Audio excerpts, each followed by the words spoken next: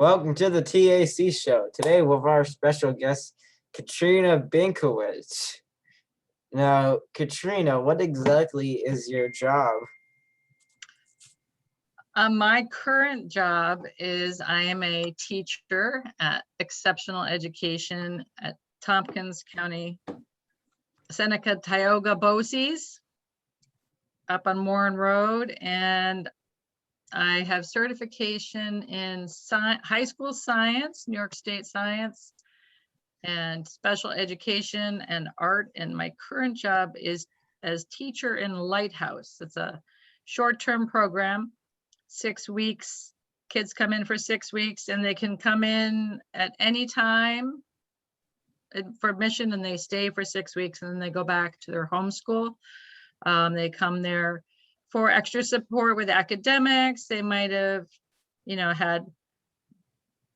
might be not attending school for a variety of reasons. There are lots of reasons in COVID that kids don't want to attend school, or it stresses them out. And we work with kids that are from 6th grade up to 12th grade. So what made you want to pursue a career in BOCES? I did not even know about BOCES when I became a teacher. I became a teacher late because I had multiple other jobs. But when I was a young person trying out jobs, I taught at a high school in Maryland for kids that had struggled in regular high school. So it was a small school, smaller classes, and I was an art teacher there for about a year. And then the following year, I became a science teacher as well as an art teacher. It was a part-time job. And I actually loved it. But at that point, I wasn't certified in teaching, and I started my business in landscape design and installation down in Washington. So I did that for a while. And then I went on to move up here and get a master's degree in horticulture from Cornell. And got married and raised a kid for a while and did my landscape business on the side. And then at some point, I decided to go back to school, and I got a master's to become a teacher. And I had no idea. I really wasn't thinking about special education, but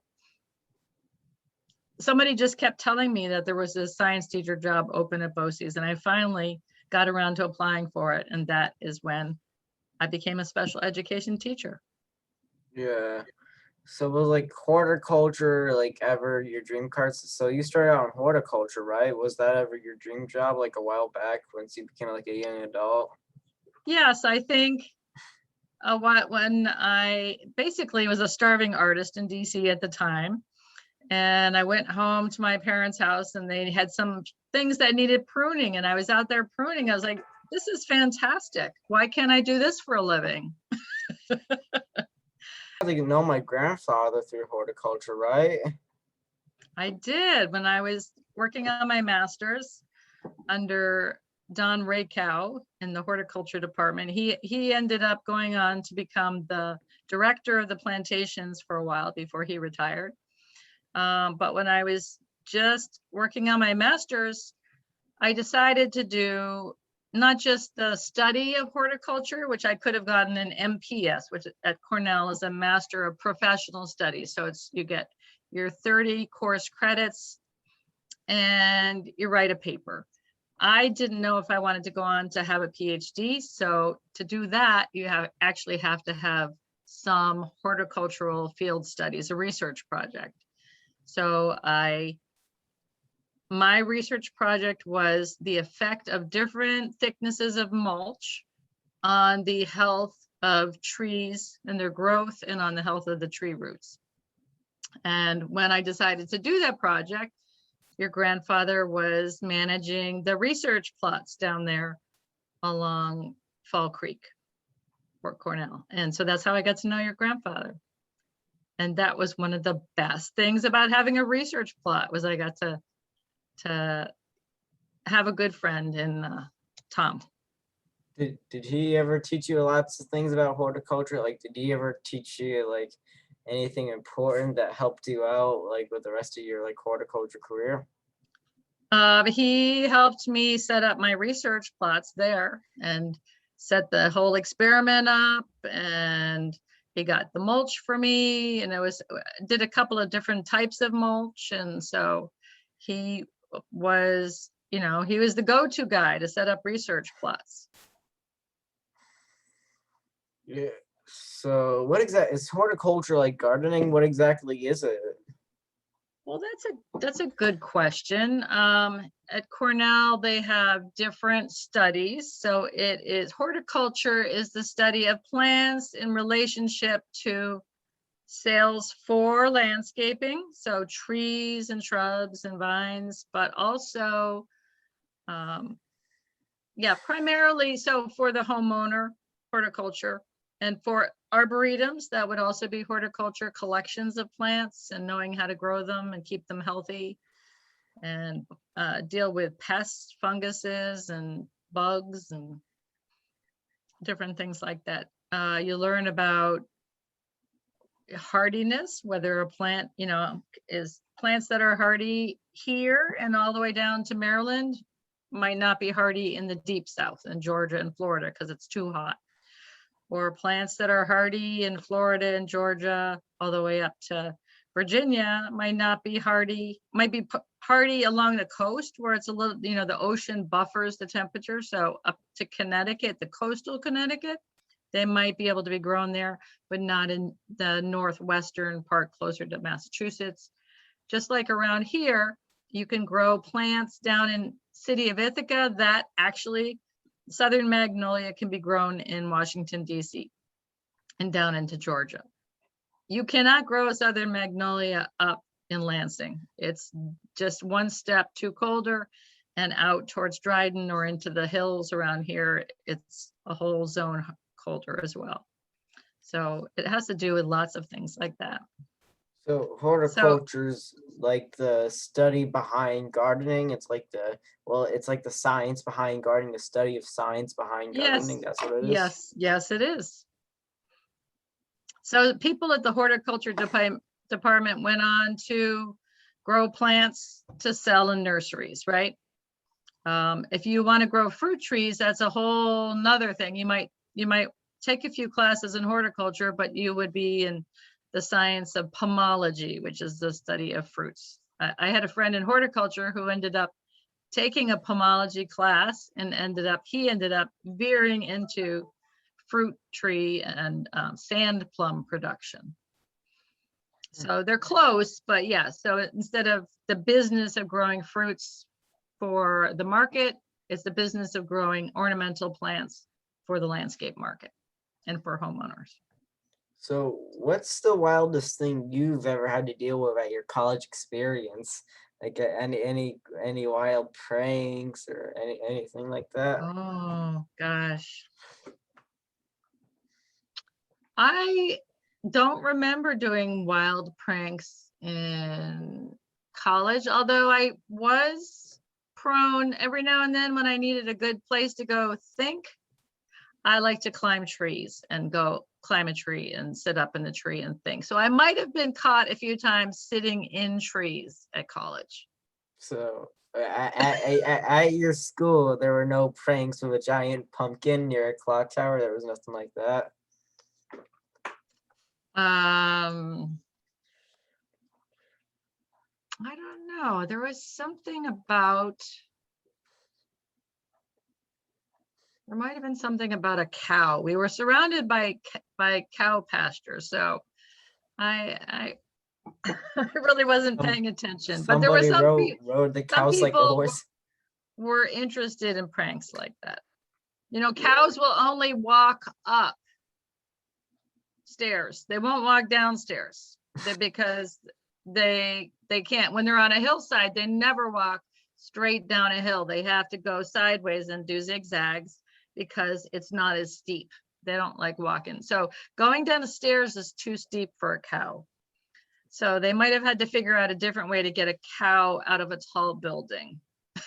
Yeah, my family member says one of them. He just brought this like goat into school. and for like senior prank day, and yeah, and it went so the weather coach just ran around and went really wild. So some people call you a Renaissance woman. Do you think that's true? That's your like Da Vinci, and you know how to do and say many things. You're multi-talented. Well, I have learned, I have a lot of interests, and I think the beginning of being a Renaissance woman or a Renaissance fan is curiosity. That is the key element, because if you're curious, you are always learning new things.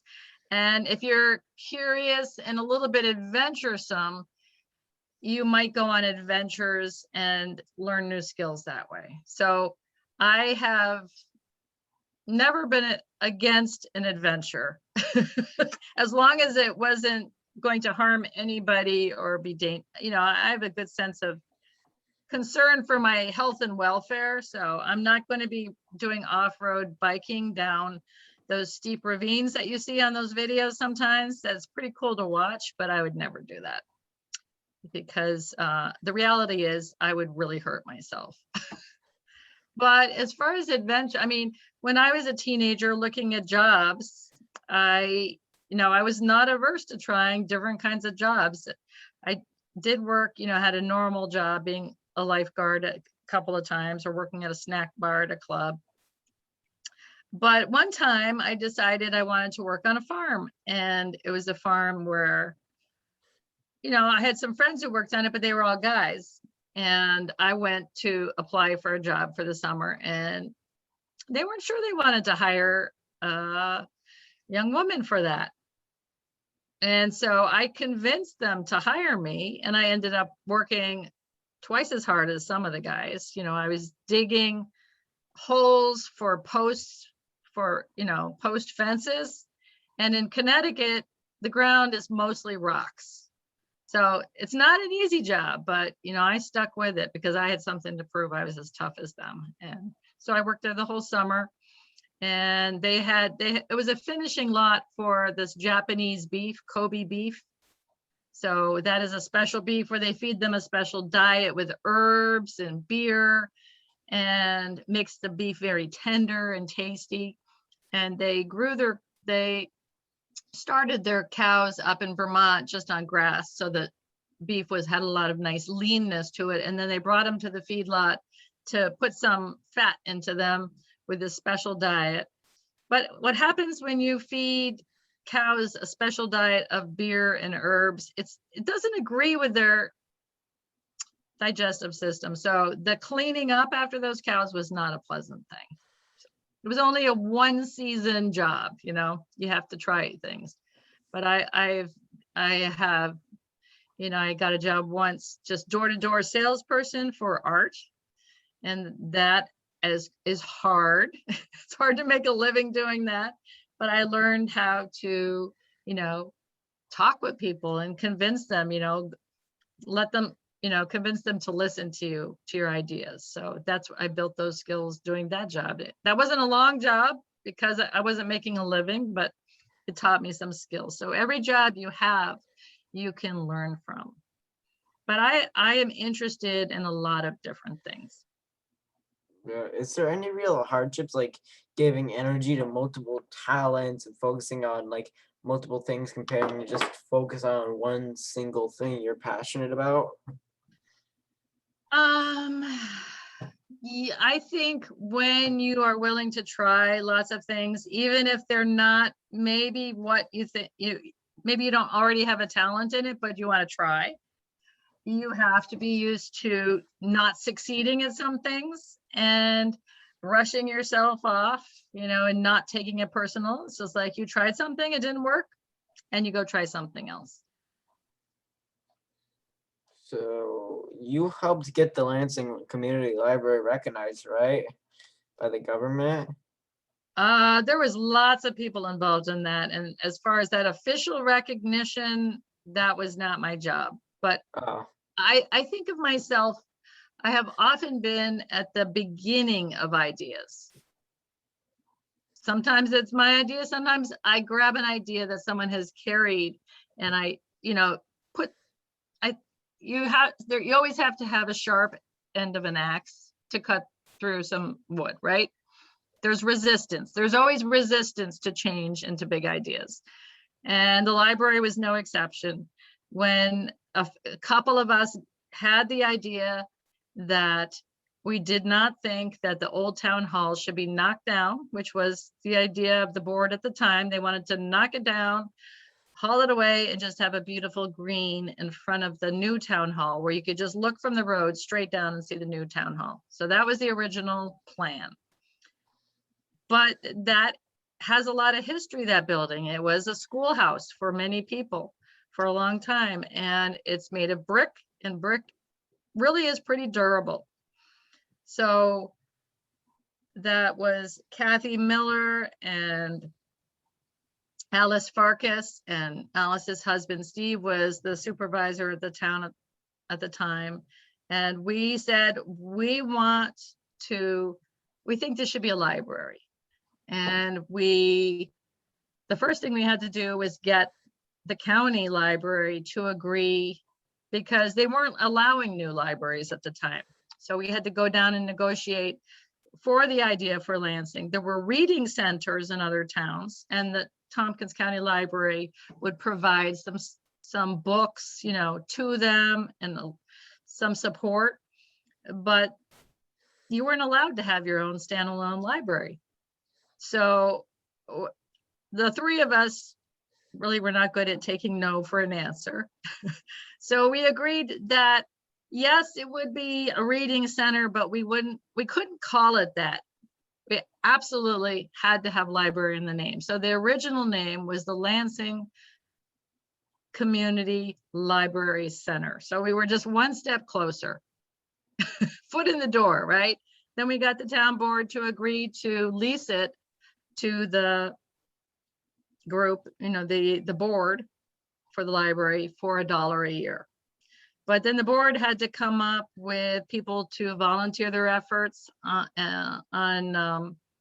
we got the first shelves were donated. We went to somebody's barn and we stored them in Kathy Miller's barn. So we had the library, cleaned up and ready, and then we brought the shelves in, and then the board of trustees. So there was a board of trustees, and then there was a Friends of Library committee. So lots of people worked together. The Friends of the Library worked on fundraisers for cash for the new books, and for, people donated tables and some chairs, and they donated some pictures for the walls, and people donated their time to fix things that were broken. So, and then so there was many years of boards that focused on upgrades, and then on the big build, and then on the gardens. So I was only there at the very beginning, but it's always held a soft spot in my heart. And so I show up and I do pruning, and, I'll help with the garden and stuff like that. But it's a fantastic thing. And at some point there was enough support to take it from being a library center to negotiate for the state permit, or I don't know what it is, certificate that allowed them to put it before the Lansing community for a vote to make it an independent library. So I was there at the idea, the beginning, at the idea. So I know you're like the exodus of this thing, but why was the county against adding libraries for a while? Because they had built this big, expensive county library, and they wanted funds to go to them because they had built this big library. It's about, there's only money out there. It's about the pot. And when you have a huge, expensive building with a lot of staffing, you want people in the towns to go to the big library to support it. But truthfully, I had a little kid at that point, and taking a little kid down to the center of Ithaca, the parking was terrible. It wasn't easy. So the library, they've been around for 20 years, right? The Lansing Library? Yeah, they've been around since about 2001. Oh my gosh, I guess it has. So Yep. right around the same time was it made? Did it get recognized by the government? No, it was not recognized right away. It was a library reading center. So it was an offshoot. It was considered an offshoot, although we never considered ourselves less than a library, which is why we insisted that that word be put in the name. And so when it became a library, they dropped the center. So instead of Lansing Community Library Center, LCLC, it became the LCL. How long has it been recognized as a library? I cannot answer that. I think it took I can't answer that. You'll have to do the research. It was probably Yeah, I got it. 5 or 6 years later, maybe. Could be longer. Yeah. So you also do work for Salt Point, right? Yes, I was involved a long time ago when my son was young. So that was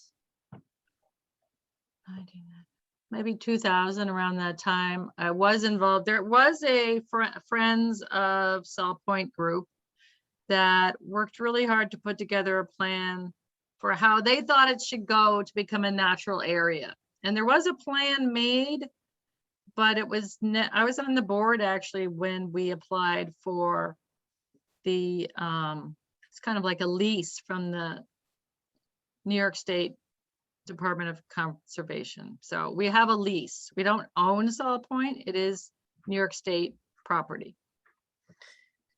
So I was involved in it early when there was a lot of dumping out there. I remember the town of Lansing would send trucks out in the spring and there would be literally truckloads of trash out there. Somebody would dump a couch out there and tires, and so it had a lot of crisscrossing of roads because people could drive out there. They would just kind of wheelie through the fields and cut through the woods, and it was a little loosey-goosey. And then when I got back on the board, I'm trying to think,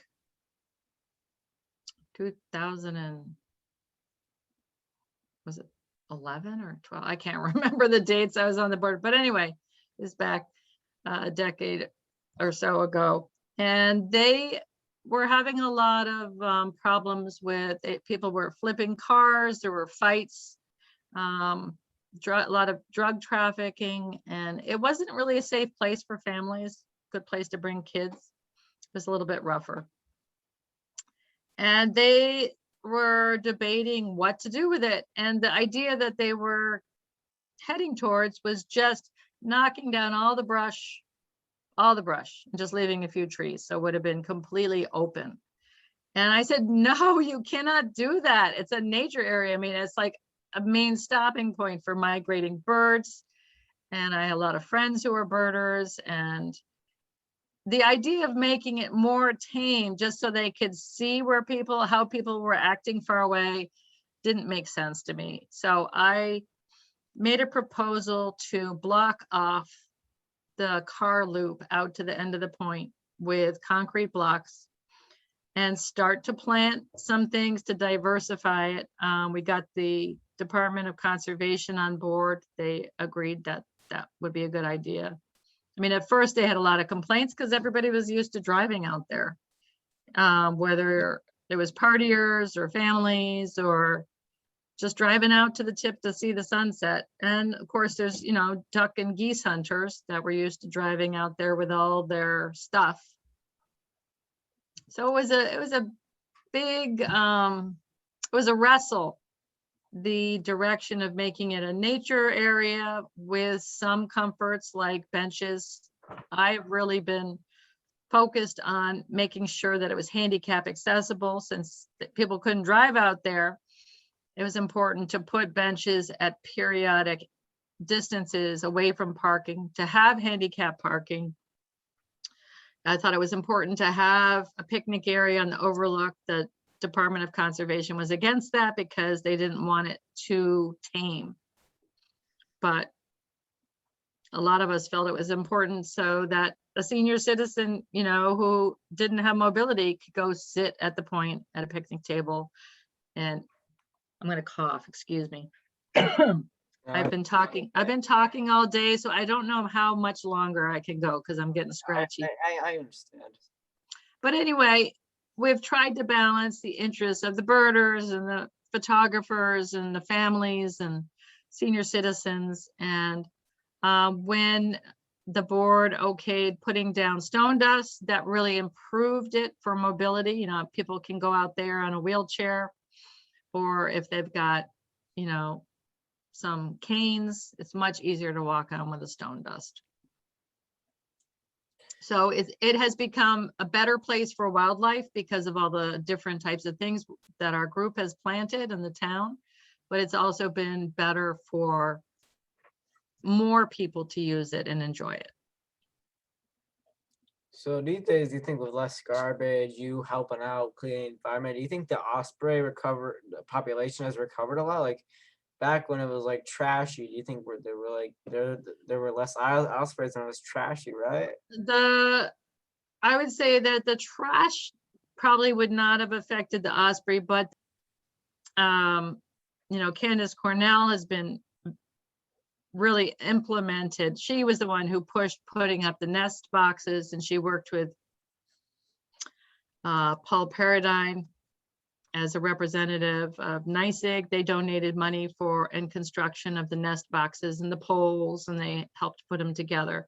So once you have the pole up and you reduce the chaos around the area, those two things made it much more likely that osprey would nest there and return to raise their young every year as they do. Is Candace Cornell like a relative or granddaughter of Ezra Cornell?